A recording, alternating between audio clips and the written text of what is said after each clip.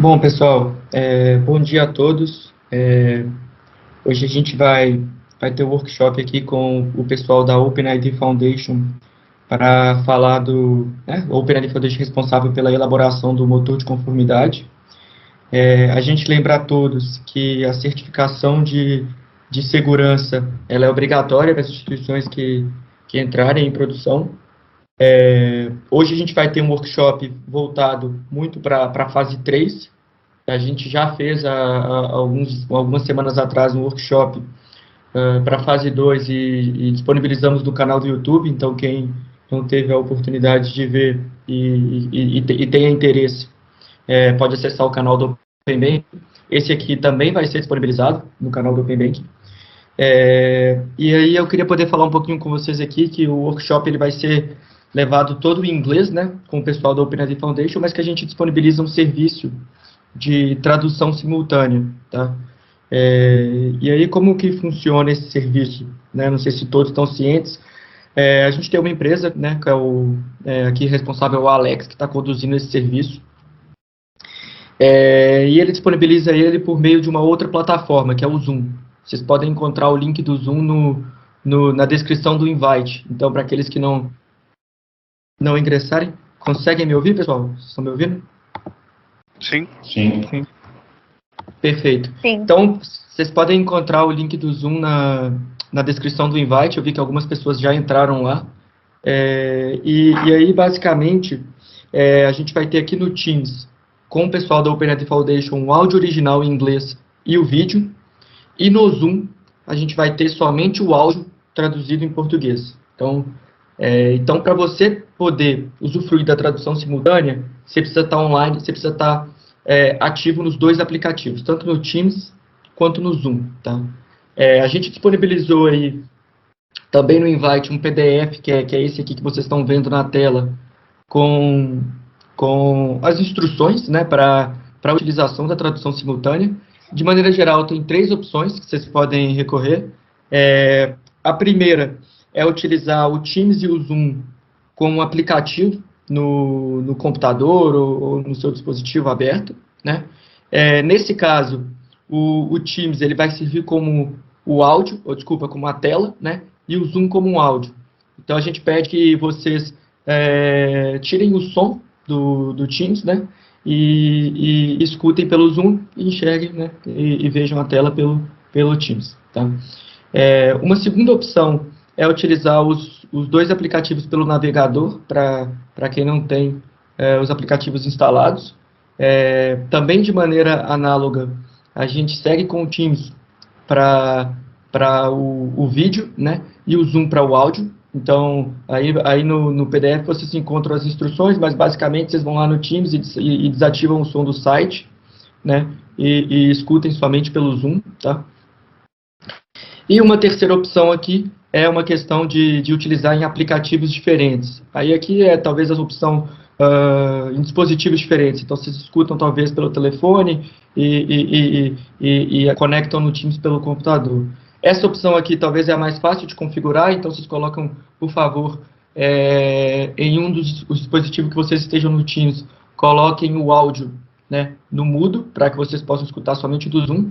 E a gente reforça aqui que seria interessante utilizar o Teams na tela maior, né? Então, se vocês estiverem usando, por exemplo, o telefone e o computador, utilizem o Teams no computador, para a tela maior, porque é onde a gente vai estar vendo justamente o pessoal da OpenID Foundation apresentar e tudo mais. Acho que com relação à tradução simultânea é isso. O último ponto importante aqui para falar só é que o pessoal da OpenID Foundation eles vão estar conectados no Teams. Então, sempre que tiver uma dúvida, mande pelo Teams. Então, ou abra o microfone e pergunte. Pode ser em inglês, talvez pode ser em português, a gente pode fazer a tradução se tiver algum problema. Ou então, manda no chat também do Teams, que a gente tenta endereçar por lá. Tá? As instruções, eu volto a dizer, estão no PDF em anexo no invite. O link do Zoom também. Se tiver alguma dúvida para conectar, alguma dificuldade, pode mandar mensagem para a equipe da Miro, que a gente auxilia vocês aqui a acessarem a plataforma, enfim, a conduzirem aqui o serviço de tradução simultânea.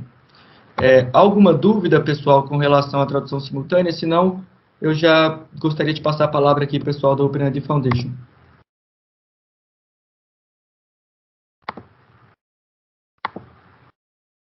Eu só queria fazer um adendo, tá? Aqui a gente está falando da certificação de segurança, ela é mandatória para entrar em produção, tá? Mas quem já se certificou na fase 2 no modelo FAP, não precisa se certificar novamente, tá? Então, é uma única certificação de segurança para todas as fases do OpenID, tá? Então, aqui as instruções vão ser voltadas para quem vai entrar na fase 3 e vai se certificar utilizando as APIs da fase 3, tá? Workshop a todos. Boa, Paulo. Então, pessoal, vou mudar para o inglês aqui para o pessoal da OpenID Foundation ficar por dentro. So, let's switch. Vamos mudar então para o inglês. Bom dia a todos, boa tarde, para alguns de vocês. Agora eu quero dar a palavra para a equipe da OpenID Foundation. Eu não sei se o Mike ou o Joseph estão online. Oi, aqui é o Mike Les, o gerente de projeto da OpenID Foundation. Eu quero primeiro agradecer a todos os participantes por estarem aqui hoje. O objetivo do seminário de hoje é te dar uma demonstração abrangente da Conformance Suite FAP para o Brasil, apoiando instituições fase 3 nas certificações das suas implementações FAP. E o segundo objetivo é te dar bastante tempo para que suas perguntas sejam respondidas. Então, eu vou colocar as perguntas em fila, ou você pode tirar o microfone do mudo, enquanto o Joseph Heenan, o gerente de certificação, enquanto ele faz a demonstração, ele pode parar também para que vocês possam fazer perguntas, mas fiquem à vontade para colocar suas perguntas também no bate-papo, e eu vou fazer a pergunta ao Joseph e outras pessoas quando for mais adequado. Eu gostaria de apresentar o Joseph Heenan, o gerente de certificação da OpenID Foundation. Obrigado. Olá, pessoal. Não tenho slides hoje, eu vou apenas pular diretamente para a demonstração. Só um lembrete, essa é uma continuação do último seminário, eu não vou cobrir o conteúdo do último seminário. Passamos pelos básicos de como rodar a suíte no último seminário, agora eu vou focar no que mudou desde o último seminário. Eu vou aqui compartilhar a minha tela. Eu gostaria de começar te mostrando a página de mudanças da suíte de conformidade. Essa é a página onde você pode obter informações sobre mudanças na suíte. A mudança que você vê aqui é a que foi feita ontem. Este é o primeiro lançamento que apoia o API de pagamentos em vez do API de contas, e muitas instituições fase 3 agora provavelmente apenas apoiam o API de pagamentos. Como eu estava dizendo, esta foi a mudança lançada no fim de semana com apoio a pagamentos e um link com uma configuração modelo para que você possa ver uma configuração modelo funcional para pagamentos. E esta página tem 3 exemplos diferentes nela. Você vê que o modelo usando pagamentos é o terceiro. Aqui é um código JSON, você pode copiar e colar dentro da suíte de conformidade. Este código está configurado para usar pagamentos.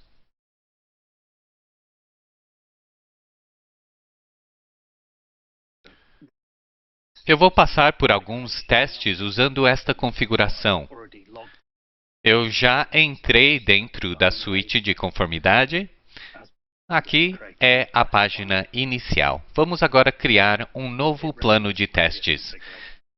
O sistema se lembra da configuração anterior e já preenche muitos dos campos corretamente. Você tem aqui o teste FAP1, autorização final. Estamos usando aqui uma chave privada e o método de pedido de objeto é por valor. Aqui você tem as opções. O perfil tem que ser Open Banking Brazil.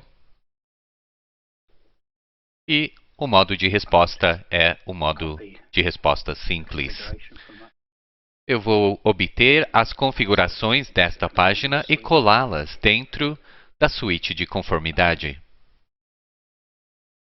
Todos os campos são os mesmos de antes, mas eu enfatizo, este campo alias é usado como parte do campo de redirecionamento. Se você estiver copiando essa configuração, você tem que mudar pelo menos este valor. Este valor é o que está incluso dentro do link de redirecionamento, que torna ele único, que não vai entrar em conflito com outras pessoas rodando os mesmos testes nos mesmos servidores. Se você não fizer isso, você vai descobrir que o seu teste será interrompido porque outra pessoa está usando aquele mesmo alias. Com 400 bancos testando nesta próxima fase, vai ser uma bagunça se todos não usarem alias únicos, todos sendo diferentes. Então, use um valor único para a sua empresa, um valor diferenciado ali naquele campo. E quando eu digo valor, eu digo caracteres, né? Aqui você vê aqui o escopo, OpenID Payments. E aqui você pode ver que está te dando ajuda quando você clica no ícone de pergunta. Você consegue obter informações atualizadas sobre mudanças. E agora nós estamos testando contra o endpoint de inicialização de pagamentos. E aí, esse aqui é o URL de consentimento. Há dois campos novos aqui. O JSON de pedido de consentimento de pagamento e o JSON de pedido de inicialização de pagamento. Esses são campos em que você tem que colocar código JSON e isso se tornará o corpo de cada um dos pedidos. Então você precisa se referir aos padrões do que é possível no seu próprio servidor para que estes sejam digitados corretamente. Estes exemplos estão corretos para o banco teste, mas você talvez vai precisar de valores diferentes para o seu próprio banco. Então, como antes, uma vez que você preenche tudo, você clica em Criar plano de teste. E aí você começa a rodar os testes.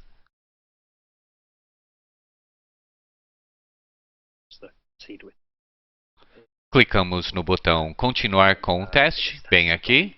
Este teste foi interrompido. Se rolarmos para o campo inferior aqui, a parte inferior dessa página, veremos que o teste foi parado devido a um conflito de alias. Isso significa que outra pessoa está usando a configuração modelo ao mesmo tempo que eu. Se alguém aqui nessa chamada estiver fazendo isso, seria ótimo você parar um pouquinho só para eu rodar o demo. Vou tentar novamente. Espero ter sucesso dessa vez. Aperto aqui o botão Continuar com o teste. Eu já loguei para dentro do banco teste, então não vai me pedir um usuário e senha. Mas se você precisar do usuário e senha, estão na página Wiki com a configuração modelo.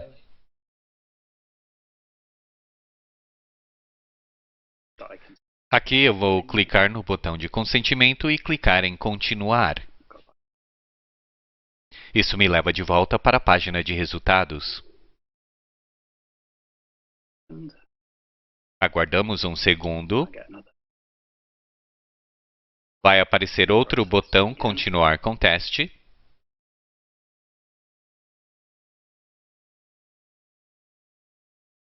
E então, o teste passa para aprovado.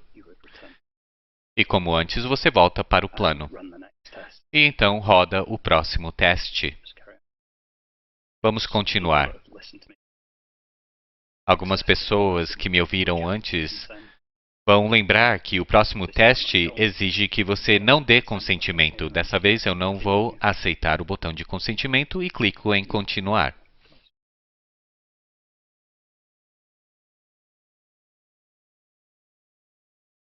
Infelizmente, alguém ainda está usando o mesmo alias, por isso estou obtendo este erro. Vou tentar novamente.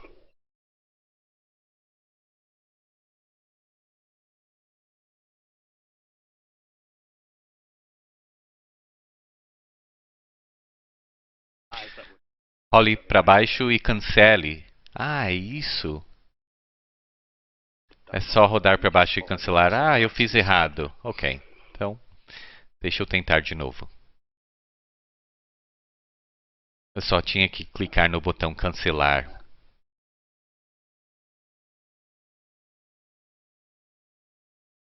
Tudo bem, não sei o que aconteceu aí, mas se o botão cancelar tivesse funcionado, você teria visto este teste como aprovado. O ponto importante é que para este teste você tem que seguir um fluxo um pouco diferente.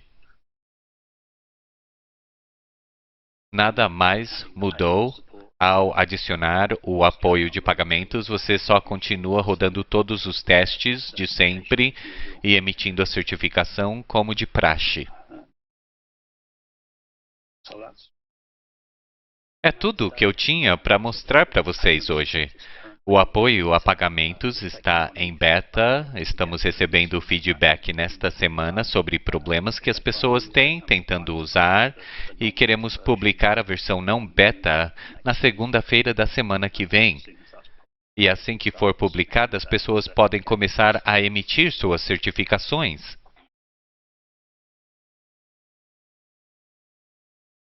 E essa é a conclusão da apresentação formal de hoje. Agora nós temos bastante tempo deixado de lado para as suas perguntas, para que elas possam ser respondidas. Tem algumas pessoas levantando suas mãos. Fique à vontade para tirar-se do mudo e fazer a sua pergunta. Eu acredito que há algumas pessoas aqui que estão vendo essa ferramenta pela primeira vez. Então, seria bom se você pudesse nos dar uma visão geral dos campos que são necessários para a configuração, falando sobre o escopo, talvez, e as APIs que devem ser usadas para a certificação. Claro. Eu posso voltar e cobrir isso em mais detalhes. Vamos voltar para a página de configuração. Nós passamos por esta página em muito detalhe no seminário anterior, mas eu posso passar por isso novamente. Aqui o alias, que precisa ser diferenciado, ele vai ser usado como parte do URL de redirecionamento, e isso é explicado com bastante abrangência no site principal que eu esqueci de mostrar para vocês anteriormente. Deixa eu mostrar o site para vocês. As instruções de certificação estão aqui. Como rodar os testes de conformidade FAP. Há anotações adicionais sobre como configurar os testes. Você precisa cadastrar alguns clientes com o sistema sendo certificado e você precisa cadastrar esses URLs de redirecionamento onde você substitui essa parte do URL com os campos com o mesmo valor que você digitou neste campo aqui, que eu vou mostrar. O campo de descrição é um campo livre que você pode usar para sua própria referência. Assim, você pode diferenciar configurações diferentes. O campo de publicação deve ser deixado como null até você estar pronto para emitir a sua certificação e publicar seus resultados. Este URL de descoberta nos informa qual servidor estamos testando. Então, você substitui este URL com a localização no seu servidor de autorização. estaria em algum lugar sob o domínio do seu banco. E aí há dois clientes diferentes aqui que você precisa gerar no seu sistema. Esse aqui é o ID do cliente para o primeiro cliente. O escopo a ser usado pode ser ou OpenID Accounts ou OpenID Payments, pagamentos. E isso mostra qual API o servidor está testando. Então, se você colocar contas, o servidor vai pensar que ele está testando o API R de contas. E se você for colocar aqui o de contas, vai dar o de contas. Se você colocar o de pagamentos, vai pensar que está testando o de pagamentos. Há dois clientes diferentes que você precisa gerar no seu sistema. Este é o ID de cliente no seu servidor de autorização para o primeiro cliente. O escopo a ser usado pode ser OpenID Contas ou OpenID Pagamentos. Isso mostra qual API o servidor acha que está testando. Então, se você colocar contas, ele acha que está testando o API de leitura de dados, de contas, e assim por diante. Haverá mais dados sobre isso posteriormente esta semana para organizações que não apoiam o API de dados ou pelo menos não a permissão de leitura de contas. Então, haverá alguma documentação saindo sobre isso, documentação sobre o que já foi aprovado pelo grupo de trabalho. O próximo campo são as chaves dos clientes. Aqui você tem a chave particular que precisa assinar o objeto. Aí você tem o certificado MTLS que precisa ser utilizado ao conectar ao servidor de autorização. Esse aqui é o certificado, a chave particular e a chain, o certificado chain. Isso aqui também é repetido para um segundo cliente com um segundo ID de cliente. A razão que você precisa de dois IDs de cliente é que uma das coisas que a suíte testa, ela verifica que as coisas estão ligadas corretamente aos clientes. Então, ele tenta criar um código de autorização com um cliente e depois tenta usar esse código de autorização com outro cliente. E a especificação que exigiria que este cliente errôneo fosse rejeitado. E aí, uma vez que temos um token de acesso, tentaremos usar esse token com o certificado MTLS para um cliente diferente daquele que foi para o qual foi emitido. E deveria ser rejeitado porque o token de acesso deveria estar ligado ao certificado MTLS para aquele cliente em específico. Essas são as chaves e certificados para o segundo cliente.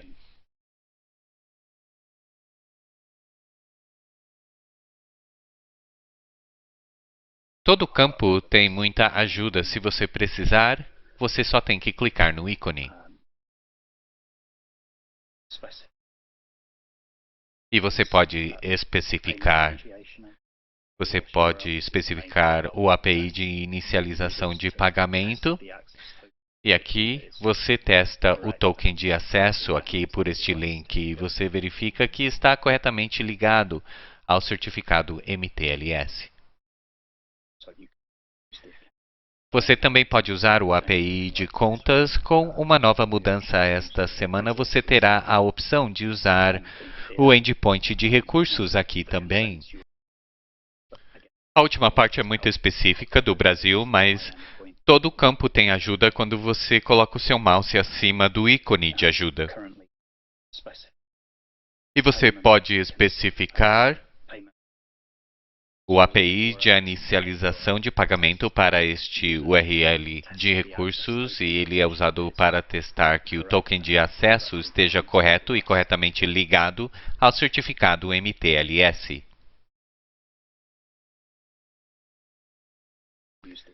Você também pode usar o API de contas. Com uma nova mudança esta semana, você terá a opção de usar o endpoint de recursos aqui.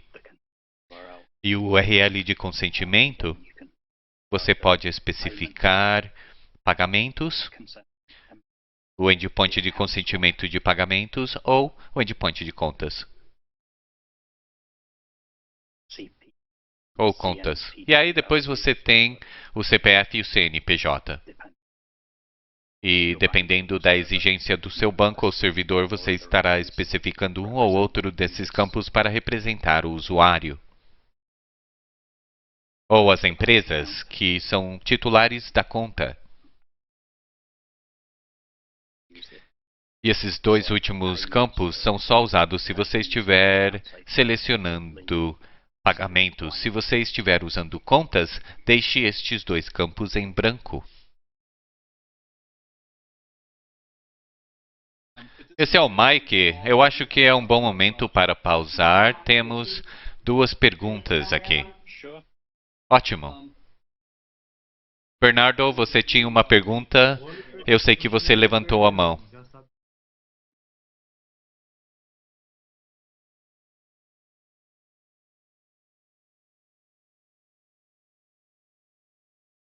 Eu tenho duas perguntas, na verdade.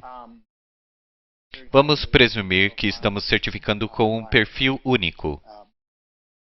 Tipo, meu valor MTLS com resposta simples. E depois encontramos um problema no perfil. E para entrar em produção, por causa desse problema, você quer usar chaves privadas. Mas eu consigo entrar em produção com um perfil diferente daquele que eu certifiquei? Essa é a minha primeira pergunta. É uma questão de política da empresa, eu acho, mas a minha compreensão é que você deveria estar certificando a mesma estrutura que você está rodando em produção na mesma configuração. Então, se você mudar a configuração, você precisa recertificar. O que me leva à minha próxima pergunta. Então, se eu certificar todos os perfis, e aí se eu quiser remover alguns deles ou desativar alguns deles para entrar em produção, tudo bem? Porque então eu estou certificando todos os perfis e se eu tiver um problema com um perfil específico, eu posso desativar para entrar em produção.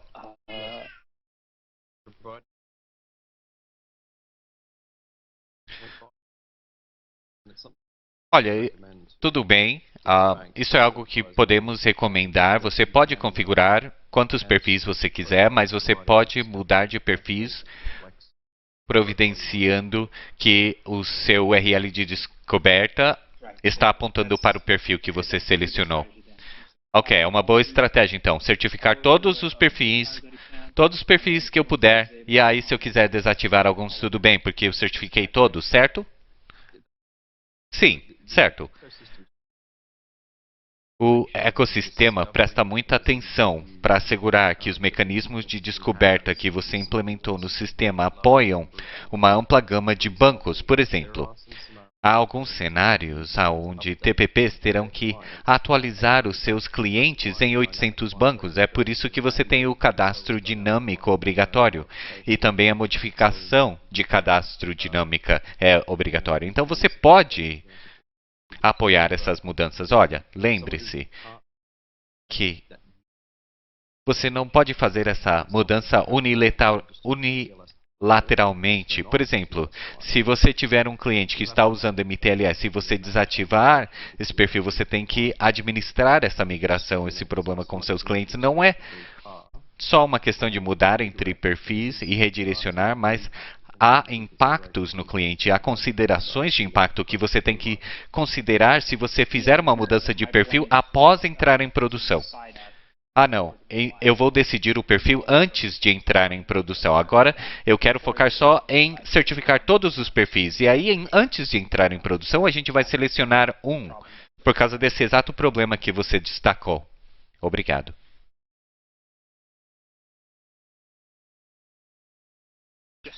Sim, mas só para enfatizar, as pessoas deveriam certificar exatamente o que está em produção. Você não deveria estar descobrindo novos problemas conforme você analisa seu sistema de produção. Se você fizer isso, se isso acontecer, a sua certificação não está válida porque você mudou a estrutura.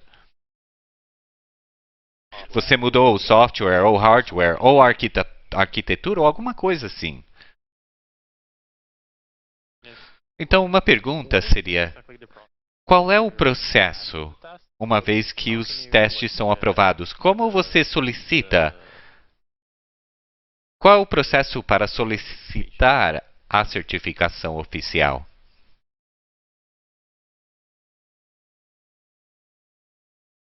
Isso está coberto aqui no site. Deixa eu te mostrar em que página está. Como solicitar certificação. Está bem aqui.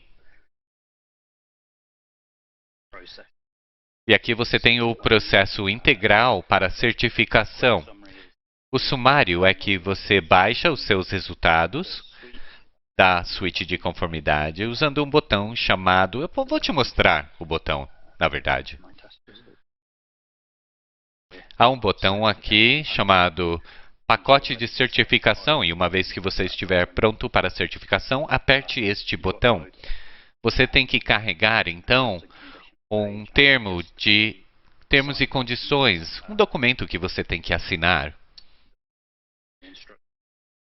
E este documento é referenciado nas instruções, você está declarando que você está completamente em conformidade, que o seu API está em conformidade, aí você clica nesse botão de construir pacote de certificação e você então emite esse pacote através do nosso portal e nós publicamos se tudo estiver bem. Só para confirmar então, um certificado para um perfil específico, certo? Então, se eu quisesse, tipo, estar em conformidade com MTLS e o GWK privado, eu teria que ter duas certificações, certo? Sim, você vai acabar com duas certificações, dois pacotes zip, mas você pode emitir os dois através de um único protocolo. Aqui o Mike Less. Eu coloquei as instruções de emissão no chat, no bate-papo, então vocês podem clicar no link lá.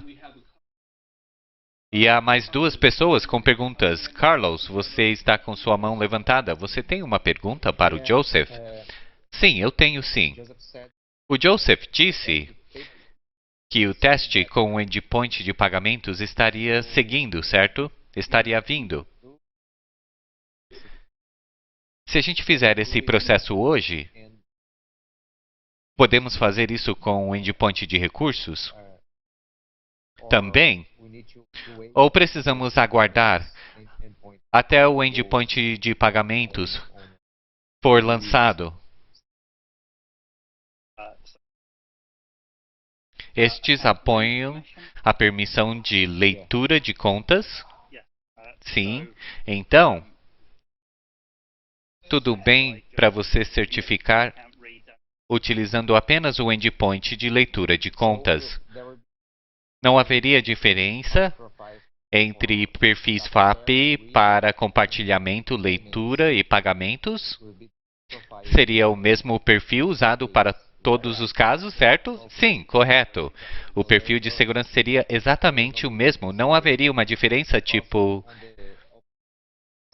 Porque no site OpenID, nós vimos perfis tipo FAP, FAP-RW. Para o Open Banking Brasil, nós teremos apenas um tipo de perfil FAP, certo? Estou correto? Sim, você está correto. É um pouquinho mais complexo, porque o perfil FAP mudou de nome no começo do ano, sabe? Então agora, o nome anterior no rascunho era chamado FAP-RW, mas agora mudou o nome para FAP Advanced.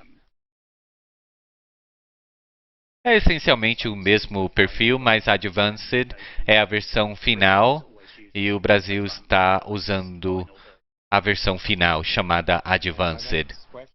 A minha próxima pergunta tem a ver com o processo de pagamentos com a Middle. Eu posso fazer minha pergunta em português?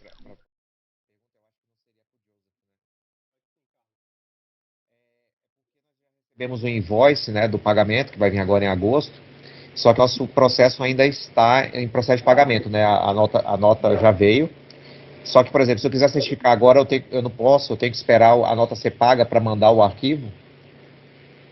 Não, você pode seguir com o processo assim que o motor tiver liberado para certificação, você pode fazer todo o processo com eles. Tá. A questão do pagamento a gente vai resolver direto com a OpenID Foundation, tá?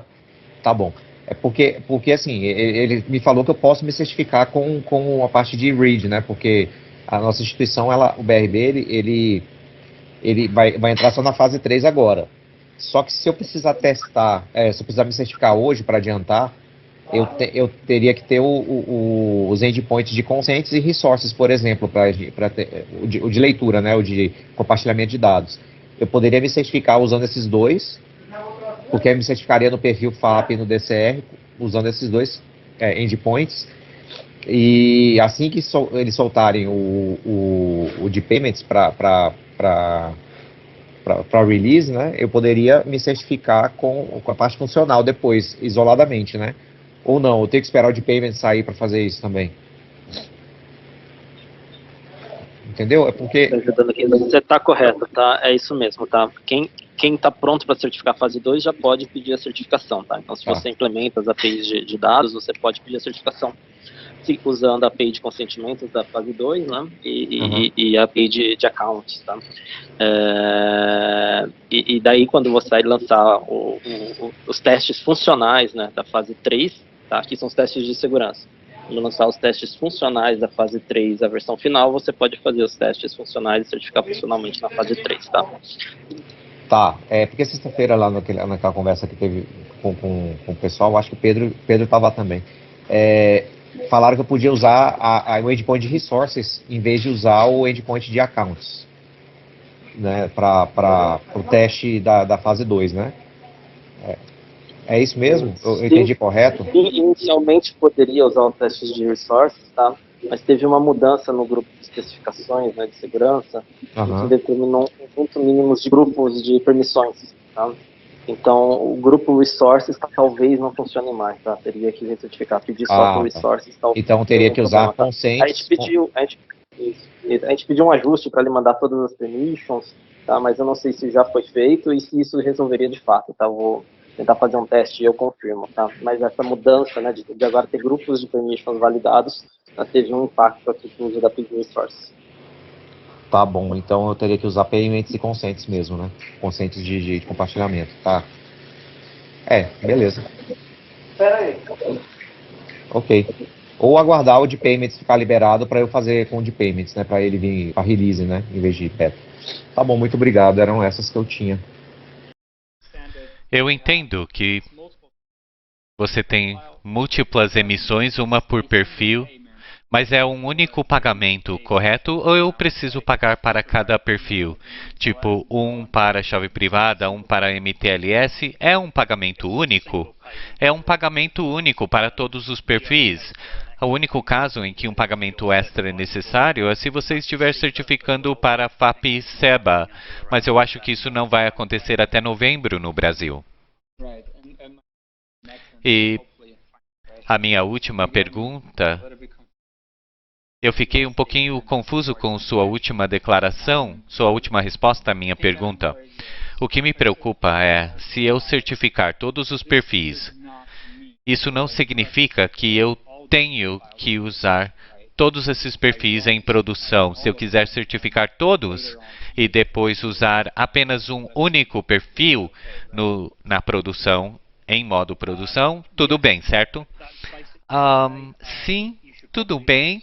Mas você provavelmente deveria nos informar e vamos remover as certificações dos perfis que você não estará usando, mas eu enfatizo o ponto novamente, que você estará fazendo uma declaração para o Banco Central de que você certificou o seu ambiente de produção e assim por diante. Então, eu não tenho certeza sobre aqui o que você está querendo alcançar com a certificar todos os perfis de uma vez só. Eu não sei se você quer responder à pergunta dele ou se podemos avançar para a próxima pergunta. Uma pergunta que eu tenho. Eu não sei quem perguntou isso, mas uma vez que eu estiver certificado com um perfil com uma certa configuração, se eu mudar qualquer coisa nessa configuração, por exemplo, se eu mudar o DNS ou algo do tipo, a minha certificação seria então inválida?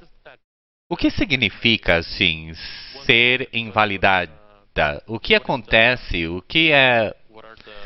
Quais são as consequências de ser invalidado? Se eu só mudar alguma coisa e não recertificar, o que acontece?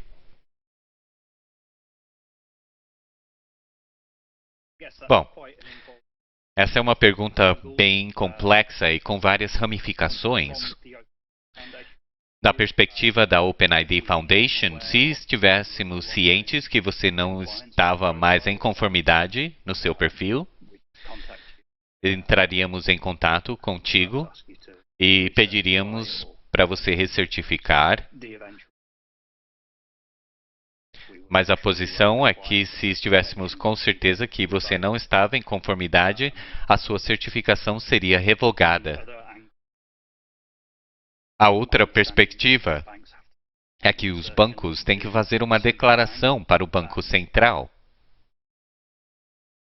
que o sistema que certificaram, o sistema FAP que certificaram, é idêntico ao seu sistema em produção. Eu assumo que enviar uma declaração para o Banco Central que não seja verdadeira pode te causar certas consequências, mas não sendo brasileiro, não conseguiria te dizer quais seriam essas consequências jurídicas. Faz sentido? Eu não estava ciente dessa certificação, essa declaração de que o nosso sistema em produção é o mesmo que o nosso sistema certificado, mas eu vou procurar essa documentação. Obrigado.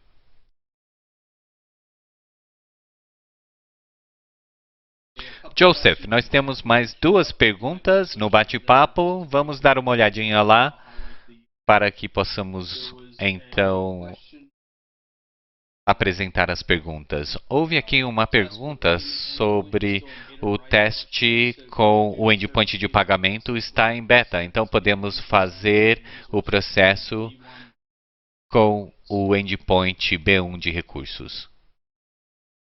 Eu acho que eu tentei responder essa pergunta antes. Se eu me lembro, a suíte atual requer que você mude a permissão de leitura, que você apoie a permissão de leitura. Se você não apoia a permissão de leitura, você não consegue certificar no momento.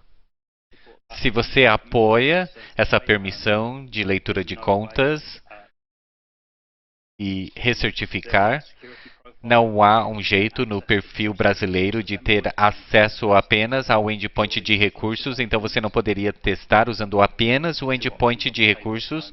As 2 opções na mesa são o endpoint de contas ou o endpoint de inicialização de pagamentos.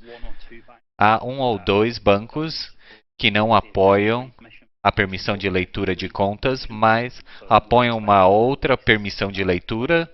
Então, estamos esperando uma mudança na versão que vai permitir a estes bancos certificarem. E eu acho que eles vão usar o endpoint de recursos, mas ele ainda vai exigir que o banco dê uma permissão fora a permissão de leitura de recursos, além da permissão de leitura de recursos. Muito obrigado, Joseph. Havia uma segunda pergunta no bate-papo. É do Júlio. A pergunta é, eu não sei se estava claro para mim, mas para a certificação certificação do front-end precisa ser construído, ou o front-end precisa ser construído para certificação, ou só o back-end é suficiente? Você vai precisar definitivamente de algum front-end. Da perspectiva da OpenID Foundation, você não precisa de um front-end super abrangente para poder certificar o seu sistema. Porém, vou voltar ao ponto que eu fiz anteriormente. Você está declarando ao Banco Central que o seu sistema em produção é o mesmo que o seu sistema certificado. Isso parece que certificar sem um front-end completo pode causar alguns problemas. Lembre-se, essa é a parte 1 da certificação do processo. Você também tem que passar a certificação funcional com pagamentos, que tem uma configuração muito semelhante, e nessa configuração, um dos testes é tirar uma tela das suas telas de consentimento e processos, e serão passadas para o grupo de trabalho de experiência do usuário, para assegurar que estão satisfazendo as melhores práticas e diretrizes. Então, embora você possa passar um teste, você não vai passar os testes funcionais com os prints das telas, com os prints dos elementos que o cliente vai ver.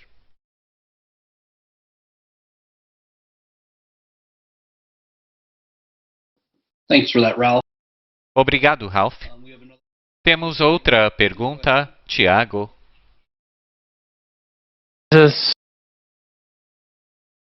Essa não é uma pergunta. Eu vou mudar para o português porque essa é uma pergunta para o pessoal da Miro e não necessariamente para o Joseph. Tem alguém da Miro aqui, né? Tem sim, Tem Iago. sim. Pode falar. Então, isso que ele falou é uma coisa que eu não estava sabendo, assim, de tem algum tipo de assertion que a gente tem que fazer para o Banco Central de que a nossa configuração de produção é a mesma que a gente está usando que é a mesma que está certificada, né? Tem algum lugar que está documentado esse processo? Ou como que vai ser feito isso? Ou pelo menos sabe se tem alguém que eu possa perguntar para ver como é que funciona isso, ou se isso realmente é uma coisa. Então, deixa eu entrar aqui. Raoni, não é o termos e condições? Desculpa, eles não entendiam o que são os termos de condições que tem que assinar e inclui essa afirmação, né? Opa, desculpa, pessoal, estava falando no mudo. É isso mesmo, tá? São termos e condições que são preenchidos no momento que você pede a certificação funcional, tá? Quando a gente faz a de segurança, tem dois documentos que, na hora de gerar o pacote, que ele mostrou, né? Um é um termo básico, que é só copiar e colar, né? Que são as condições. E outro é o compliance, que você manda de responsabilidade para a IDF, tá? Quando a gente fez o funcional, a gente trouxe esse mesmo modelo de ter dois documentos, né, termos e condições e assinatura, né, e lá você, nesses termos e condições, você está dizendo que o seu deployment, né, a sua arquitetura, a sua infraestrutura, seguem os mesmos modelos em homologação, tá, então você tem essa visão, tá, você faz isso, tá, você não tem que mandar um e-mail para o Banco Central nem nada, simplesmente assinar esse termo. E na hora de se pedir de certificação, isso vai anexado e você está se comprometendo com isso. Tá? Certo. Isso vai anexado junto com aquele certification package ali que eles mostraram. Os termos e condições está naquele pacote ali. Certo? Isso. Aqui é a visão da certificação de segurança com a IDF, mas no teste funcional tem a mesma coisa. A mesma tá? coisa. Então, tá. São os dois. Tá? Nesse pacote de certificação funcional vai ter esse termos. Tá. Obrigado. Eu enviei aqui no chat os dois documentos referentes à certificação funcional para a fase 2. Vai ser semelhante para a fase 3. Entre esses dois termos não são os que têm que ser anexados para a OpenID Foundation, mas sim para o motor que a gente vai liberar do OpenBanking Brasil. E nele, no primeiro documento tem uma cláusula, tem um termo que você atesta que o seu ambiente testado, caso não seja o ambiente produção, ele é uma cópia do ambiente de produção. Certo. Obrigado. So yeah, that was it from my end. Just some regulatory. Então é isso que eu tinha. Eu tenho algumas coisas mais específicas em termos de regulamentação no Brasil, mas eu deixo isso para depois. Carlos, você tinha outra dúvida? De novo. E Paulo, para vocês de novo.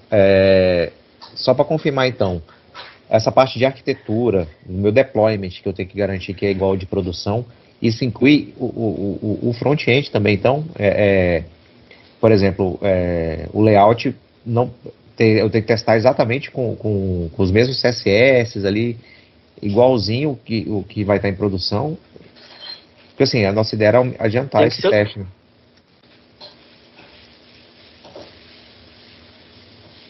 Tem que ser o mesmo software, tá? Você precisa ter o seu front-end pronto. Depois você for fazer mudanças de CSS, esquemas, daí são mudanças que não impactam a sua arquitetura, certo. né? Só questões visuais, tá? Mas a sua arquitetura, de fato, tem que estar estabelecida, tá? Você não pode ter mudanças significativas na sua implementação, tá? Não, então, se eu não mudar a minha arquitetura, ok, né? Então, mas eu posso mudar, por exemplo, o layout, não teria problema. Exatamente, não tem problema daí. Mudanças de layout, não tem problema. Tá? E aqui é algo que o controle acaba ficando dentro da sua própria instituição, né? Se você fez uma mudança no seu software e você entende que ele não impacta significativamente sua arquitetura, que ele não traz riscos para a sua certificação, ok. Agora, se você faz uma mudança maior, você deveria se recertificar, tá? E isso não tem como o ecossistema verificar, né? Exceto caso você faça uma mudança que comece a quebrar, as instituições falem, opa, você estava certificado, mas não está mais funcionando, por quê, né? E daí vai começar o processo de disputa e tudo mais, né? Então, mas aqui é um autocontrole, né, que as instituições precisam ter e saber, né? Olha, mudança de CSS, layout, cara, não muda nada. Não, eu estou trocando aqui, em vez de Java, Spring Boot, estou trocando para Angular. Eu posso estar inserindo um risco aqui, porque é uma arquitetura totalmente nova aqui do meu front-end. Ok. Tá bom. Ô Paulo, pode responder mais uma nesse cenário aí de conformance? As instituições que vão suportar mais de um tipo de redirect, app-to-app, web-to-web, todos eles precisam passar no conformance? Como que vai ser essa parte em relação a múltiplos tipos de redirect?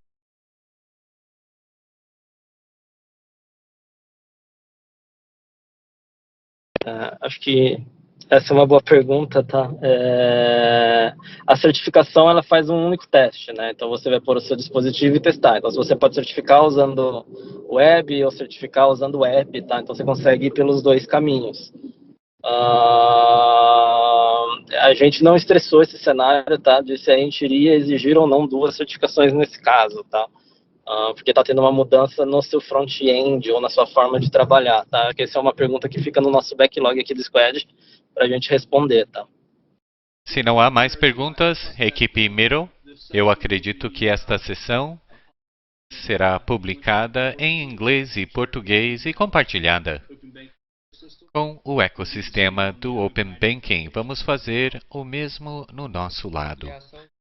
Ótimo, muito obrigado pelo seu tempo, Mike, Joseph e todos os outros participantes. Se vocês tiverem alguma dúvida, vocês podem enviar um e-mail para a equipe Miro e vamos tentar responder o mais rápido possível.